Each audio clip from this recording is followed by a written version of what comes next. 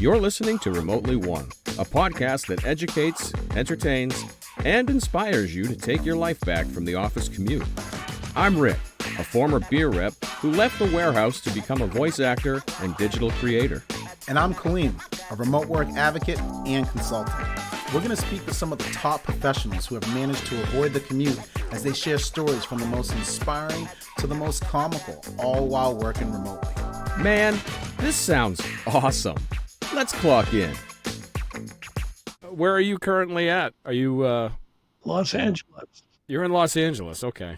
I lived in Northridge for a couple of years, right after the earthquake. Oh, yeah, I remember that. We had an observatory near there that had problems. Oh, yes, they did. Yeah, they certainly did. That's when I was still a rocket scientist. Uh-huh. Way back then, huh? Way back then. I'm originally from Evanston, Illinois, just north of Chicago.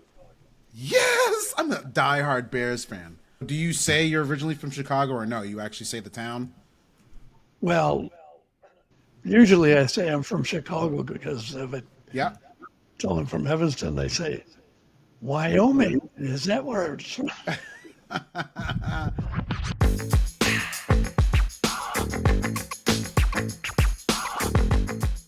Welcome back, everyone, to a special episode of Remotely One. I am your co-host, Rick Haney, joined by my esteemed colleague, Kaleem Clarkson. You ready for this, sir? I'm not. I'm not ready. I have faith. I had to shower. I had to shower before our guest today because I sweat through my shorts and my undies.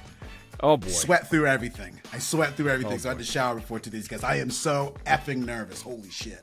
You took precautionary measures, and for that, I appreciate it. Your dedication will not go unnoticed. I took Imodium, Rick, so I didn't get bubble guts. I took Imodium. Oh. Ladies and gentlemen, today's show is brought to you by Imodium AD and Kaleem Clarkson. Hey, everybody, listeners and viewers, since you know how to find us now, do us a huge favor. Go to ratethispodcast.com/remotely one. Just leave us a review. That would be amazing. Again, that site is ratethispodcast.com/remotely one.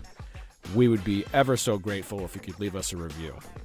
Since 2015, Remotely One is one of the largest communities of remote work professionals with over 3,000 Slack members and 5,000 email subscribers. It's free to join, so go check us out at remotelyone.com. And with that out of the way, Kaleem, please give us a tease or two about today's guest. Oh, yeah. Nervous as you may be. Shake it down. Shake it down. So, our guest, Rick, they're originally from Chicago, Illinois. Go Bears. The Bears. All right. Okay, the Bears. Currently a resident of L.A. Okay, L.A. Go Lakers. Go Lakers. R.I.P. Kobe. Rick, if it were not for today's guest, honestly, if it were not for today's guest, there would be no remote work today. It would not even exist. Yeah, it wouldn't even exist. And not only that, Rick, this show wouldn't exist, dog. This show wouldn't exist. It wouldn't exist. Oh, this could be a full circle episode for all of us. Full circle. Our guests, they have their bachelor's degree in physics from Lawrence University. They went to UCLA and they just got their master's in a little degree called systems engineering. Was just an engineer. Oh, this is interesting, Rick. You ready? You ready for this? I don't know. Our guest today was the associate director for the Aerospace Corporation, where he advised NASA. Here we go. Where he advised NASA on the landing site selection technology for the Apollo moon landing program. What? Yes. And he's on our show. This is incredible. On our show. And guest, I got a quick question for you, guest. Was the moon landing real? It was fake. I just helped them select the cameras to use. With the best trick photography, right? The best trick photography. Okay, listen, we don't want our guest to disappear, so it was a prank. We'll protect his identity. I ain't going to. We had the hot dog stand off to the side so you didn't see it. Guess don't say that. Guess don't do that. I don't want Men in Black showing up. I love it. I love it. That's the best. Our guest was a contract photographer for the Milwaukee Journal. Our guest then went on to work for the University of Southern California, the other USC, as people from South Carolina say, as the director of the Center for Future Research and the Center for Effective Organizations. And Rick, they coined the terms telecommuting and telework, sir. Wow. I did not know that. Oh, okay. Yeah. Oh, yeah. They didn't stop there. It just kept going, which led to the publishing of the book, The Telecommunications Transportation Trade-Off, that was originally published in 1976. And oh, yeah, we've had this for a minute because it's a Bible. You've got that book. You've got that book. Heck yeah. Heck yeah. Our guest consulted with the European Union on the development of telework programs. Our guest was deemed the father of telework and telecommuting. Our guest is the CEO and founder of the firm JALA International, which does all sorts of cool consulting. Listeners and viewers, please give a warm welcome to Jack Nilles!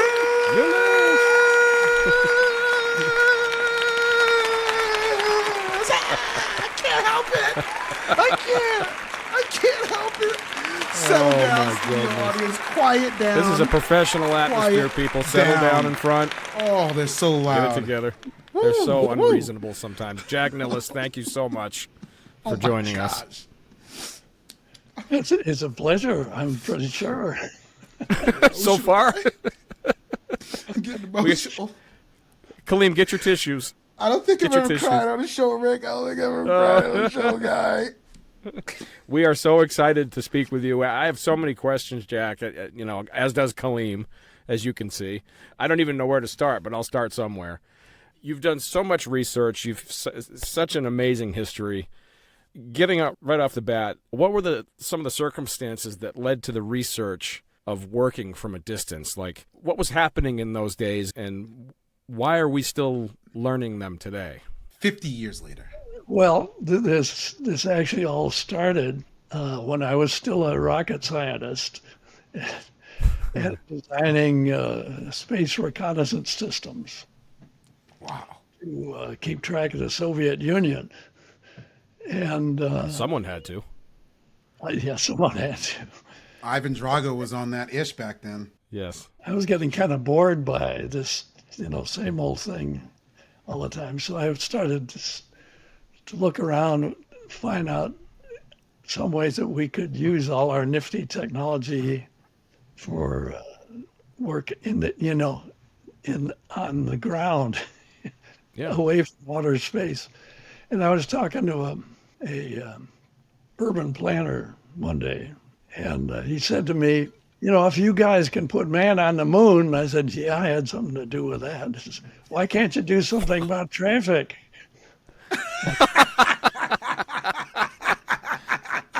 I mean, it's a valid question. Oh my gosh! Yeah. And Jack, what year is this? What year is this roughly? This was 1970. Wow. 1970. Wow. And that changed my career. I got fascinated by this, and I got so interested because I happened to also be chairman of the company's planning committee at the time. And I said, hey, why don't we put some money into this and see if we can get our people to work from home or somewhere remotely instead of coming down here to El Segundo every day. And they said, well, what would it take? And I said, well, it's not always a technological problem. You need to think about, are people going to work this way? What are the legal implications? You'd probably have to hire a sociologist or two to see what happens like this. And they said, forget about it. Like, no, they told you no. Tell me no.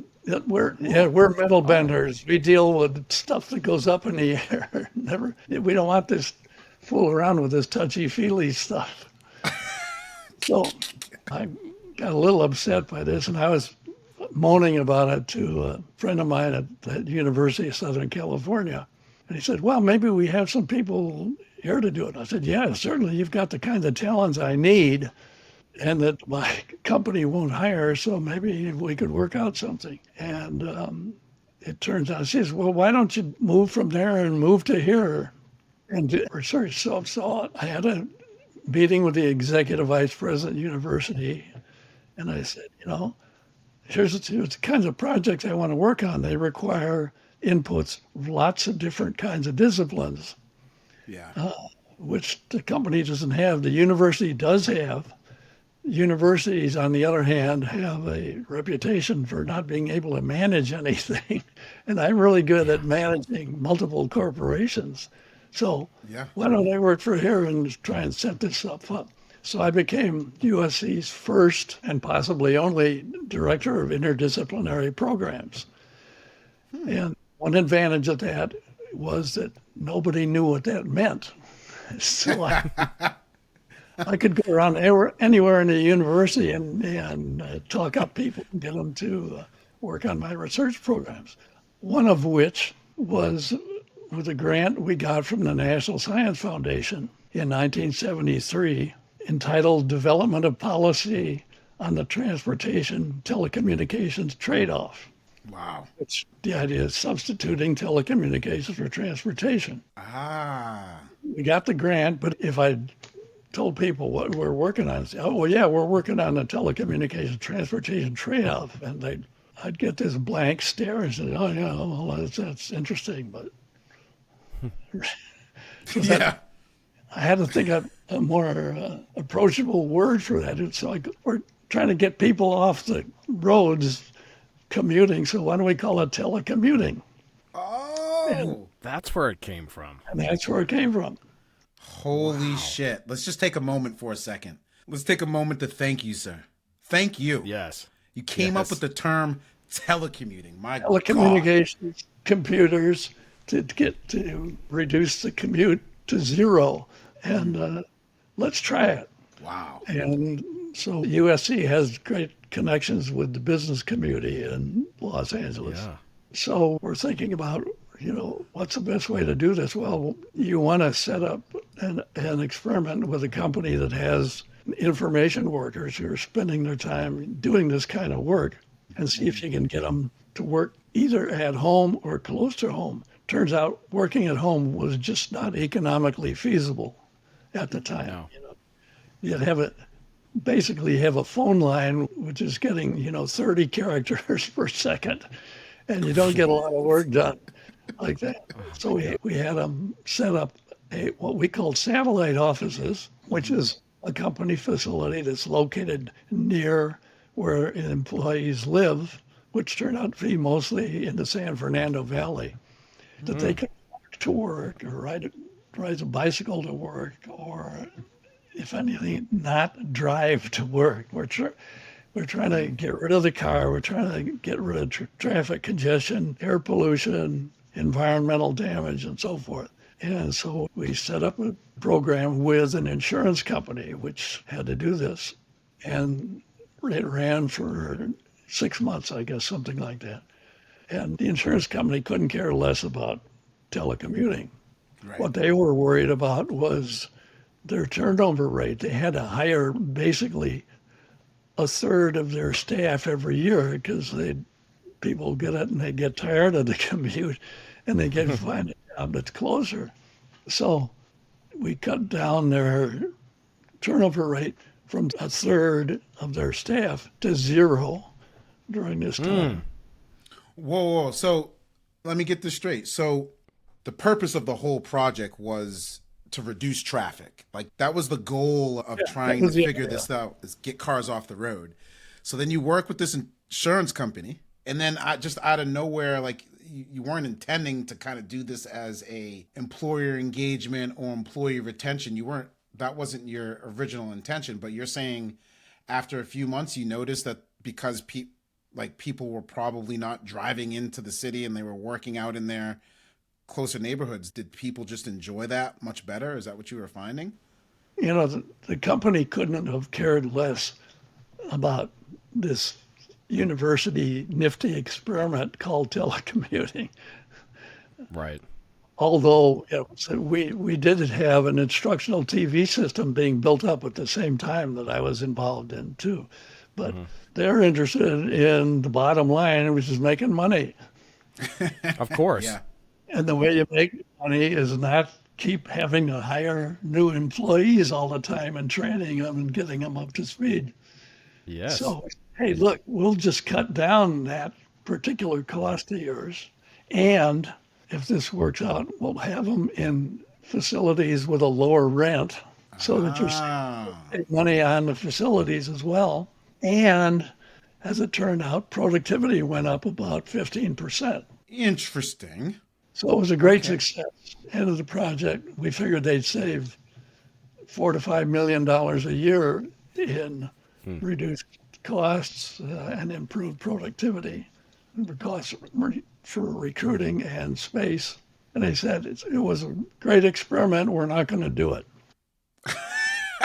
Yeah. We love the idea, but no thanks. Yeah. That's the best.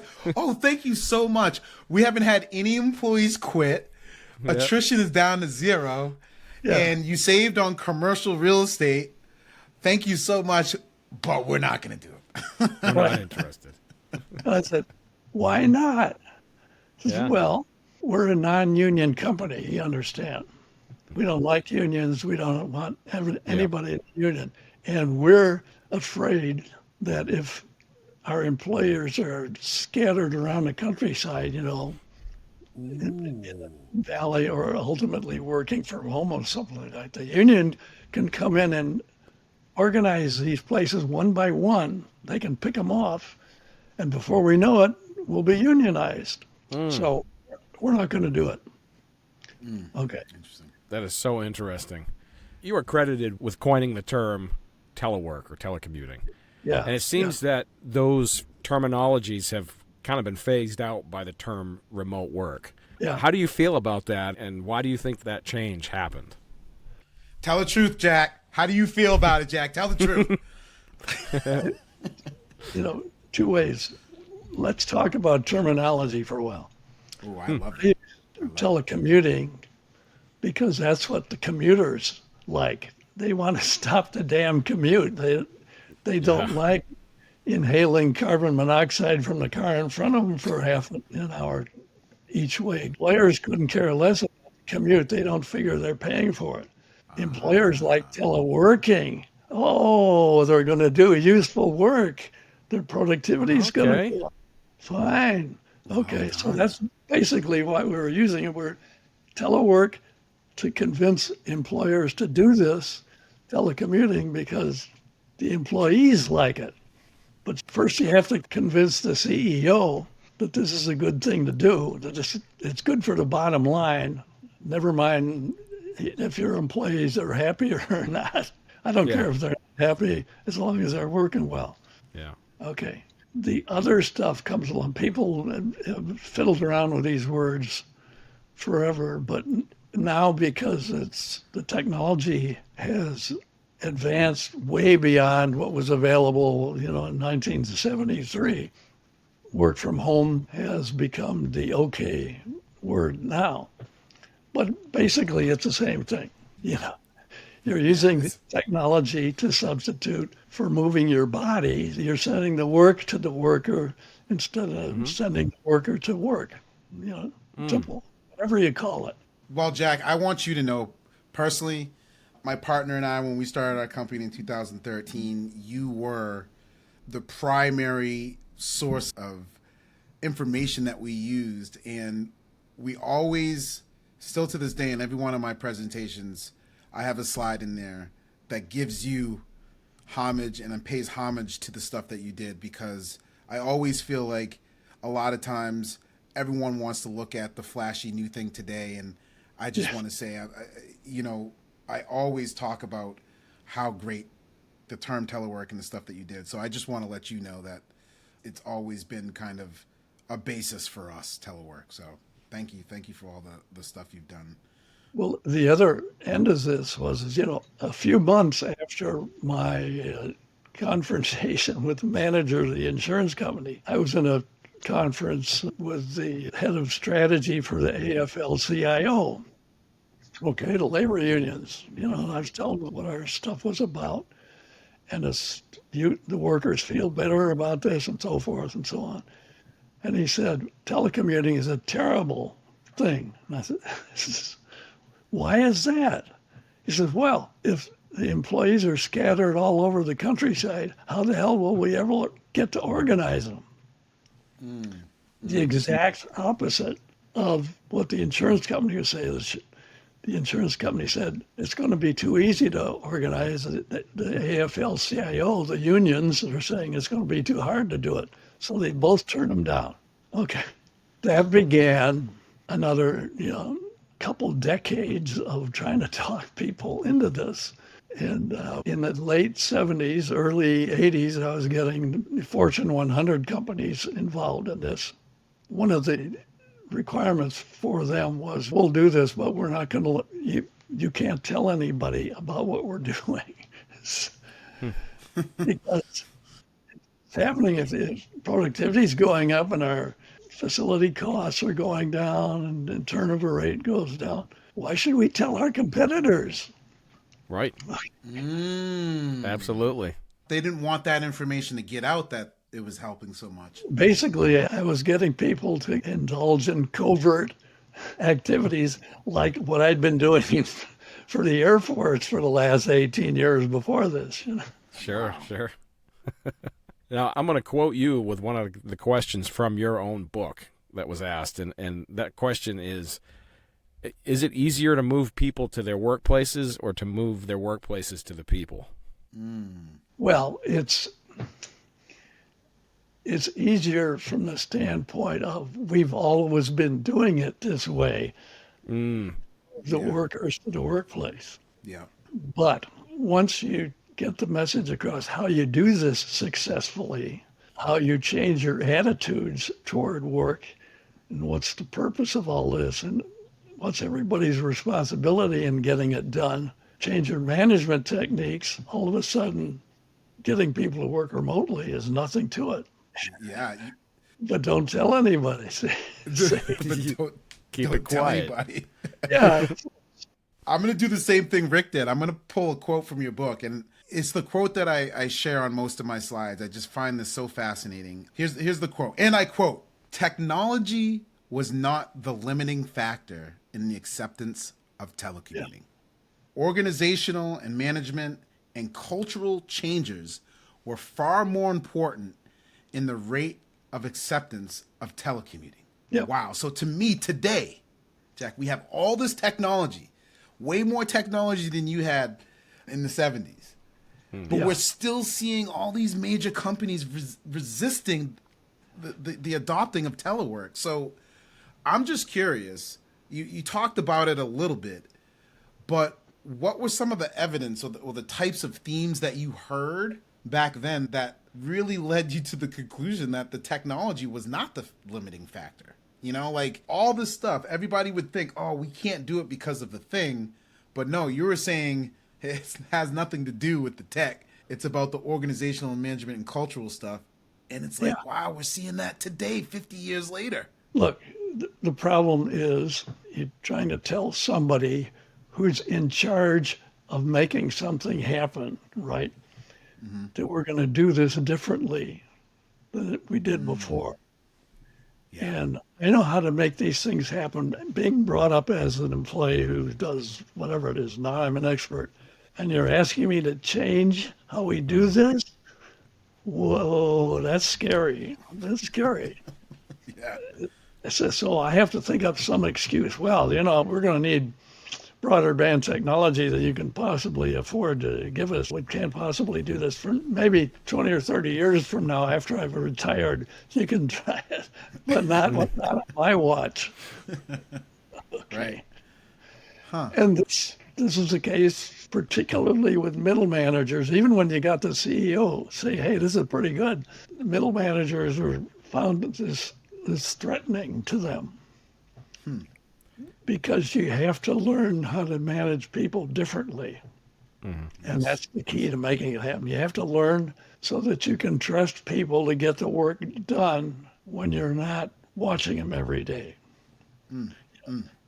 Tom Peters, the management expert, I used to have this conversation with him, and his motto was management by walking around. You got to walk around See people looking busy, and that's, so you know what's happening.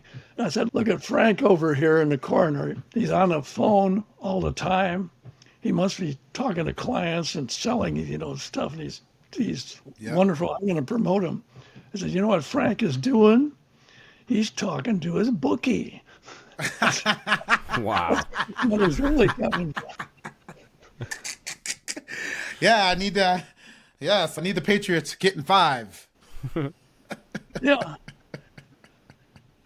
You have to have more objective criteria for judging their performance. And companies usually have, we manage my objectives, right? What that means is that once a year, you sit down and have a discussion with your boss, and you write down, here's what we're going to do next year. And you write it down, and everybody signs the agreement. Put that agreement in a file cabinet and forget about it until next year. Yeah. Yeah. Telework, telecommuting, you have to manage by objectives every day. Wow. And it takes a while to get used to this. What is it I'm going to do today? What is it I have to get done? When? What does it have to be ready? We make our training sessions for both managers and the employees concentrate on getting yourself organized so that the work that's needed actually gets done on time and on schedule and to the right levels of quality. That's it. Yeah. Once you get that to happen, and you get it to happen often enough so that the boss can now trust you to actually do it, so he isn't worried about whether he should drive by every morning to see if you're awake or something. That'd be great. You just get a knock on your door, and you're like, "Oh, who is that?" Yeah. Oh, it's Jack. He's just checking on me. He's just checking on me today. With this, Yes. Look Out there, Jackson. You are clocked in, am I right? You are clocked in, aren't you? Just making sure. It doesn't look like you're sitting in your room talking to 2 goofballs right now. I don't think you're working at all. all this technology about counting keystrokes and this kind of thing. Oh. This is counterproductive, guys. Yeah. What you're saying is we don't trust you for anything. That's exactly it. That's exactly. It's a major trust issue. It's like, no, look at trust is what makes this work. Yeah. And you manage it so the employees trust you and you can trust the employees. I know that sounds simple, but it's really hard to do. And you got to work at it and work away at it. And that's been the basic message I've been trying to get across to people for 50 years now. Oh my gosh. Yeah. I can't, it has to be frustrating. And then when you see these return to offices, because when I messaged you on LinkedIn, I couldn't believe you messaged back. And I was just thinking, wow, this man must be really pissed off. He's been saying the same shit for 50 years and no one's listening. Yeah. And it's interesting because you pretty much just answered what was going to be my next question when you started talking about the technology. Before we hit record, Kaleem and I were talking about our generation. We're the first generation that had to adapt to this new thing called the internet, right? I guess you would call us maybe the hybrid or the crossover generation or the bridge generation, right? Mm-hmm. And we had the rotary phones still. We had the rotary phones, the 3-channel televisions. We remember what life was like before technology really started beating its marching drum. And we have done so many wonderful things because of technology. But I'm wondering, from your perspective, you have so much more experience, underneath you than we do.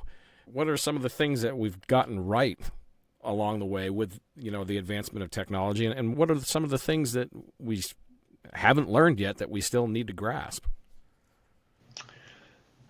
Well, we've gotten right a lot of useful uses of the technology. I mean, clearly, what I was saying, We're on video. Technology is making all this a lot simpler. Mm-hmm. But my point was, it has never been a barrier to lots more people telecommuting than we're actually doing it. Mm-hmm. In the first project we had people working at dumb terminals. I mean, it was a terminal hardwired to a computer somewhere, to a mini computer that we had in each local facility. And they were doing all our stuff, loading it into this mini computer. The mini computer would upload all the day's work from everybody in the project to the mainframe at night because the bandwidth available was not enough to do it. But you could do it. You could do a day's work uploaded at night. Well, now, the personal computer showed up. Yeah. All of a sudden, you've got the office in a box in front of you and the software to do it. All of a sudden, 1981, a guy from IBM came to me. He said, "Do you think people would buy a computer?" I said, "If it says IBM on it, definitely they will." They weren't sure whether they should do this kind of crazy stuff. Yeah. Imagine that. Did he give you stock, if you don't mind me asking? I mean, did you get IBM stock back then for that consultation? Yeah. Yeah. That's great. That's great. I wanted to ask you a question about, you did some consulting with the European Union and on the development of their telework programs, right? So you did some of that. Yeah. What's the difference? What's the difference? Like, what was it like working in Europe, and were the challenges the same, or were they different when you were working with them? The challenges are the same everywhere. That's good. In Europe, in Asia, in the Americas, the challenge is always, wait a minute, we've been doing things the way I know how to do for all these years. You want us to change? It's the management. The management has always been the problem. The language they use may change. It might be German, French, Russian, Chinese, whatever, Latin or Spanish, but the attitudes are universal. Managers who have the responsibility for making things go right for the company are really nervous about stuff that they can't see it every day. And that's basically the message kept trying to get over and over and over for people to understand. I finally got tired of companies saying, "Yeah, this is a great job, but don't tell anybody about it." So I finally went to the public sector, and a guy named David Fleming, who is in charge of General Services Department of company, was looking around for ways to cut down on office space because the California government was increasing along with the income of the state, and they were running out of building space. So he came to me. I said, "Okay, let's try the same experiments in a public operation so I can finally publish reports about it with details in it and make it all public instead of dealing with corporations who want to hide all this." So we started in the mid-'80s developing this project with the state of California and later on with the city of Los Angeles, and everything was fine. And I've done it with a lot of our companies. We've had people started working successfully, and everything goes well. All the stuff that I predicted would happen. The productivity goes up, their facilities costs go down, turnover rate goes down. Okay, the big three. The big three. There's still the big three, and it's big three. And then it's amazing. Everything's fine, and then a new CEO comes in. Restart. Yep. Restart. Yeah, restart. Yeah, and that's what happens. So finally, I was, throughout the 70s, 80s, 90s, I was trying to figure out, what is the magic elixir that can get people to understand this? It's a very simple concept. Why does I have to put in so much effort to get people to understand simple things? Yeah. Wait, I want that. I want to repeat that. Why do we all have to put in so much effort, audience, for people to understand very simple things? It's simple. Simple stuff. Finally, the elixir showed up. It's called COVID. Right. The elixir, you said. Now, when you use that term elixir, is it because that was like the magic pill or the final straw, I guess, that would finally convince these guys that telework was here to stay? Yeah, the potion with the presence. Potion that gives the pressure. Yeah. Yeah. All of a sudden, there's no choice, guys. If you want to stay in business, you got to get your employees to work at home because they come in here together and they're all going to be dead. Yeah. Seriously. And you'll have to answer for it if we don't figure it out. So did your phone start ringing off the hook? I mean, you know, the whole world is remote instantly overnight, and people start, oh, well, this actually existed before the pandemic. I mean, remote work. Oh, telework was a thing. So did your phone start ringing off the hook? And were you just sitting back like laugh? Like not laughing, you. just enjoying. I was sitting back, 2 points of view. One is, great, at last this will happen and people can start getting used to it. And the other problem is, oh my God, these poor boobs haven't a clue as to how to manage this successfully. Well, there are going to be thousands of disasters. Poor boobs. People go work, have no idea what to do, no way to get organized. Nothing happens. There'll be companies crashing all over the place. And as it turned out, there was much less of that than I was worried there would be. I mean, some companies still couldn't do it. Big companies still having a problem with this. Still. Oh, yeah. They're still.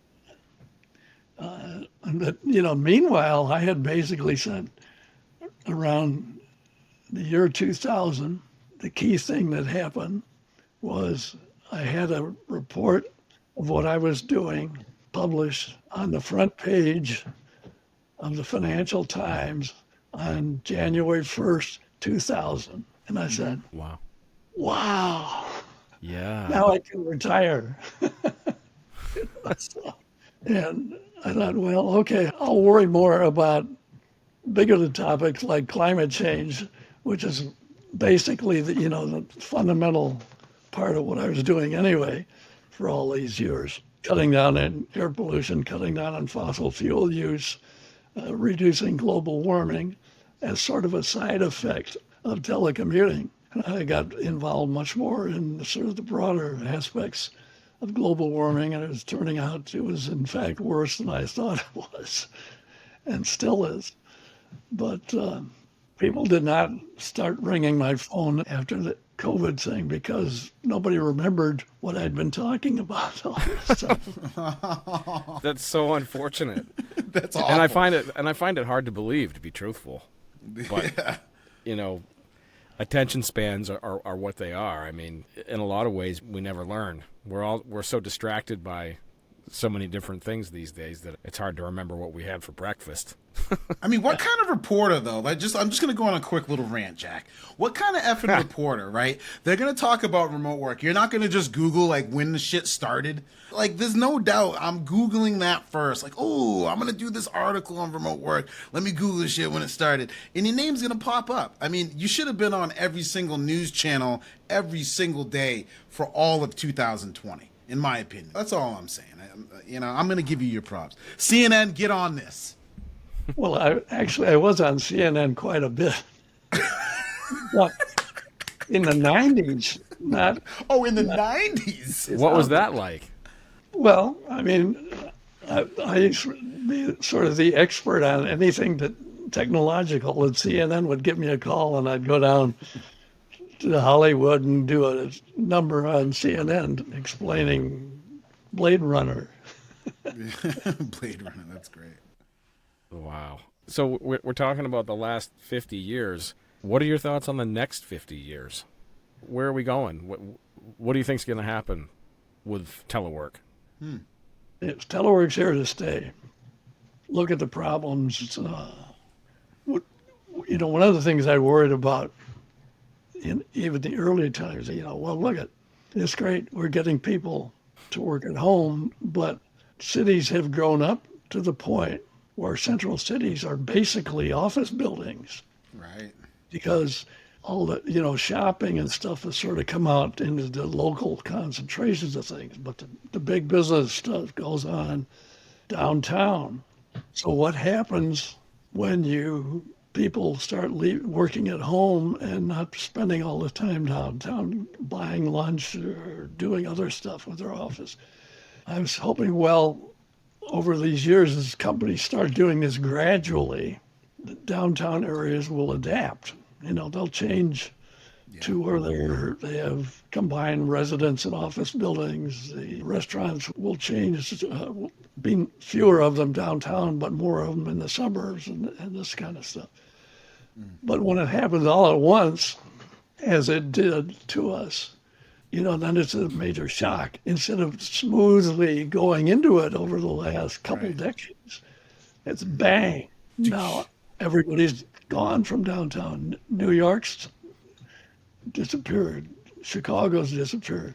The people have left there, and as it turns out, they're not coming back. Yeah. Office occupancy had a big drop, and now it's moved up back to about 50% of where it was before. Yeah. And the bosses of big corporations are trying to get their employees back, and they're Not working. Yeah, they're not doing it. One point I want to clarify is that when we were first doing all these telecommuting tests, it was always for people working remotely 1 or 2 or 3 days a week and spending the other time in the office. So it was always what's now called hybrid working. Yep. It was always because I figured if people are going to have to work, say, at home full time, they'll go stir crazy. They have to do this all the time. So people have to get out and, and get some other experiences. I figured maybe 4% of the workforce would be working at home full time. That's about 4% are guys like, programmers who are glued to their machines anyway. But, real people have to go out and talk to somebody sometime. The point that you made about it happening so quickly, it's a really, really, really good point that you made as far as if we would have just kept moving at the rate that we were moving at, because we were increasing remote work every single year for years and years and years. It was slowly going up. And if we would have stayed at that speed, downtowns would be able to slowly adapt to that change. Exactly. But because it happened overnight, downtowns became ghost towns immediately.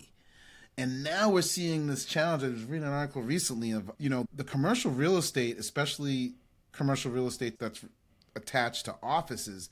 They're seriously concerned over the next 10 years because these leases are about to expire. Like, we haven't even seen a majority of the leases expire yet. When that happens, what's going to happen. So that's really interesting. That's a really great point that you made of, if the pandemic didn't happen, downtowns would have been able to slowly adjust and transform. Whereas right now they're kind of forced to transform probably, by 50 years quicker, so it's tough. I was hoping it would be, the tides coming in kind of a thing. We'd get used to it. But instead we got a tidal wave, which came in and smashed everything up. My goodness. History says that, cultures do not change overnight, let's face it. No. And what we're talking about is we have to change the culture. That's a great point. We got to get people to where they travel less, at least as long as they're using up fossil fuels to do it. Yeah. And if they keep doing that, as what we're doing now with, telework being at roughly half time, so that's a significant cut in fossil fuel use and traffic congestion and the like. So traffic congestion is now all day instead of just two rush hours per day. Yeah, it's really unbelievable. Oh, boy. Well, in the interest of lifting spirits a little bit, can you share with us a comical or inspiring moment you might have had while working remotely? Let's go into the vault here. Go into the vault. What sticks out in your memory? Well, the funniest thing was this conversation with a guy from the AFL-CIO who says, we'll never be able to do stuff like this. And I said, just you wait. There used to be a show on the radio. Remember radio? Oh, yeah. There were just a panel of people telling jokes, and they were all sort of laughing at each other. And one of them was portrayed as an Englishman. Okay. And they'd go through this series of jokes, and they all were laughing except the Englishman. And finally, at the end of the show, he says, "Oh, I get it!" In response to the first joke that was told. Okay. Everyone else had forgotten it. That's where I am. Now they're saying, "Oh, that's what you were talking about." Okay. Now I get it. Shit. I That get is it great. now. That is great. Jack, where can our viewers and listeners find you? Well, they can find me. There's two ways. The website is JALA.com. I should point out JALA is a made-up name. It's from Jack and Layla, Okay. my deceased wife, who encouraged me to get into this to begin with. Shout out to Layla. Yeah. So the website we set up as JALA.com. I have a blog on that that's been running since 2006. And I just blog like once a month. So all that stuff is available until my server dies. Listen to you still serving it on your own server? That's what I'm talking about, Jack. That's what I'm talking about. Yeah. Hey, I'm still an engineer at heart, Yeah. I get that. And you're still active on LinkedIn. Yeah. Okay. And on March 1st, the Canadian National Film Board will release a documentary called Control, Shift, Work Different, Okay. which is Oh. basically a history of telework. Well, it's a 50-minute documentary, and it will be on YouTube. Okay, everybody. I hope you're listening to that. I hope you heard March 1st on YouTube. Yeah. We'll be looking out for that. We'll direct everyone there. Jack, thank you so much for joining us. Honestly, like, when I say that you're my hero, you really are. You're one of my heroes, one of my idols. I mean, I have Kobe up there. I got Shaquille O'Neal. I got Kareem Abdul-Jabbar, Walter Payton, Barack Obama, right? And I got, you know who? Jack Nilles on there, bro. Yeah. So I really do, honestly, dead ass serious. Like, this That's is amazing. the pinnacle of my career, and I cannot even tell you how much impact you've had on my life, my family's life, just so many people. I'm getting emotional. Getting emotional. But thank you very much. Thank you. Appreciate it. Great. That was much fun, and it was a pleasure for me. So, Oh, good. Awesome. Well, we hope to connect with you again very soon. We'll talk to you soon, Jack. Thank you. all right. Take care. You've been listening to Remotely One. Visit us at remotely1.com/podcast for upcoming episodes. Subscribe to our YouTube channel and download our episodes on your favorite podcast app. Hey, don't forget to clock out.